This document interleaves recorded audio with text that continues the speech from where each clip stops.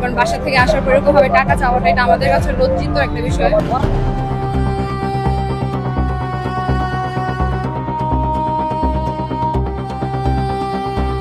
চুরি করে খাইলে সন্দেহগিরি করি না। দেখেন চাচা মানুষকে জিজ্ঞাসা করেন 10 টাকা টাকা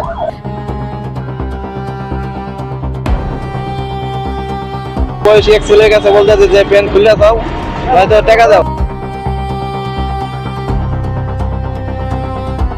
মানে ওরা যদি 100 টাকা দেয় 10 টাকা যদি চা আর 100 টাকা ধরে নিয়ে যাবে। ব্রিজে মাত্র 20-25 জন ইসলাম একজনের নেওয়ার পর আরেকজনের করতেছে।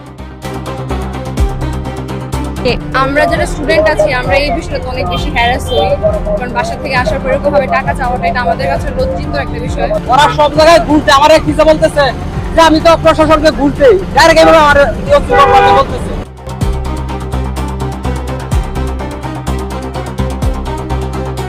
আমার কাছে চাইছে, আমার ইচ্ছা হয়েছে কিছু নাই, একজন মানুষের কাছে টাকা না থাকতে পারে, এই জন্য তার সাথে দুর্ব্যবস্থা করতে পারে। যখন দেখি যে বেশি ওরা অত্যাচার করে তখন কিন্তু আমরা মালিক সমিতির পক্ষ থেকে আমরা কিন্তু ওদের ব্যবস্থা নিই।